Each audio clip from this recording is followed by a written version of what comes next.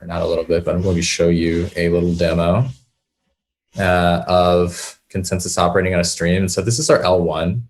And what I'm basically going to do is run this thing and sort of show you what's going on. So basically what we do here is we set up like a series of nodes. And so this is just like a unit test, something that like tests out the stuff that we've built locally when we're making like changes and stuff. That it's a little bit like something you do before you actually go through the headache of deploying like a full cluster. And what we did is we set up a stream. And so what this stream does is it pipes transactions into a cell. And so this cell right here is the main unit and sort of, interface and connector point for your server or your application to talk with somebody else over HTTP. So this is like a monadic execution context, or not. This is a monad that contains the results of some type of API call or process, and it's executed by some type of execution context. And so in more familiar terms, for anybody who has used like JavaScript or like React, this is basically like a future. And so what's really cool about these futures is that you can chain these things together in their own, DAG or sort of graph, and then get an understanding of the state of, many different protocols, different servers, like what have you, and who name it, that you want. And so the real magic here is that by implementing, a cell interface for, an existing L1, and then also just the, hosting an L0 cell, similar to how I'll show you down here, you can basically connect like Bitcoin to DAG, which is pretty tight. It's a bit more than tight, but Anyway, so the most important thing here is they have to take some type of data type, some kind of, I guess if you're just making a simple GET request, or not like a GET, or maybe a POST request would be a better example. You have some kind of a body that you're trying to send. It's pretty much the same shit right here. And we call it an edge. Similar to like an edge bundle in math. And that basically just means it's like a wrap up of a bunch of different like data points that have their own topological coordinates. And that sort of like forms and stitches together kind of like a quilt. Or I think that's what we call an atlas of like a manifold. But basically the most important thing here is that what really defines the actual like operation of your cell are these two things called an algebra and a coalgebra.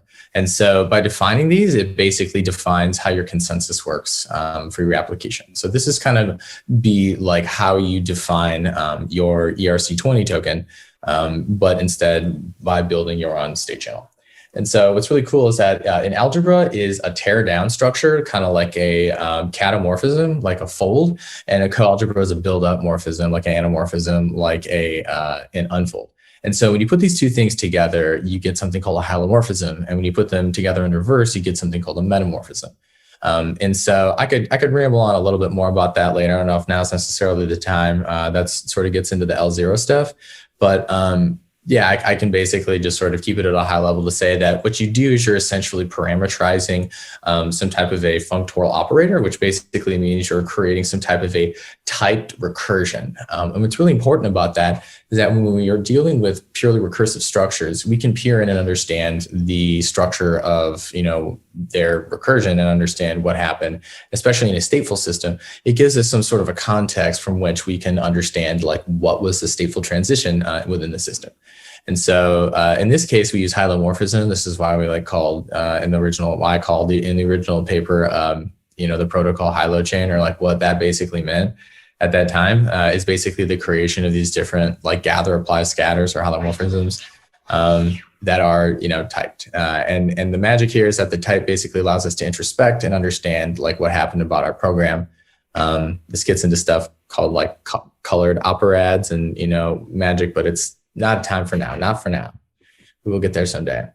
And then basically, I just want to show you a quick example here for our algebra. This is essentially just tearing down the results of a series of API calls. And all the magic in the L1 just happens in the co-cell here, where we're basically just creating the different stages of creating like a sort of like a triangle of API calls. So we have a start node, we have two facilitator nodes. The starter is like the owner, and the two facilitators. The facilitators create an edge between themselves, return the result back to the start node that creates a triangle, which is actually a block made out of edges.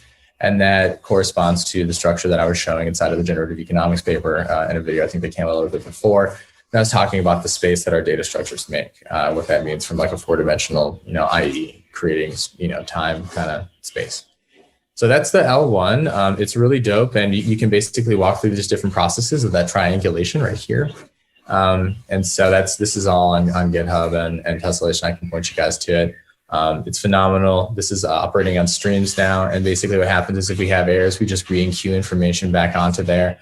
And we can sort of, basically treat, data processing through this, type of a blockchain or this type of a protocol, HTTP, literally is like a streamed, operation or stream join, which is, that was the goal set out to do. And this is, it's pretty game changing because, this is, the days of, spending $30 and waiting a few minutes for a transaction to clear are like over, man.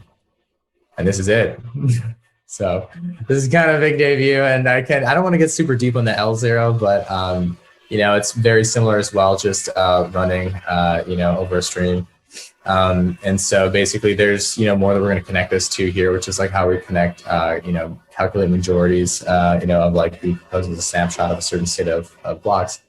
But that's really just connecting that back in the Constellation repo. And so I'll share some more. We're going to share like a ton more with each individual person, like who worked on, stuff, is going to share components and things about it in a more detailed walkthrough later. But you can already take a look at this stuff on GitHub because it's running and it works, and it's pretty phenomenal to see, at least two types of consensus implemented now operating on streams. But they also have all those bells and whistles that we just showed. So I'm gonna take a pause because there's, so much that we can show, but I'd rather just answer poignant questions. So yeah, that's what I wanted to show. And yeah,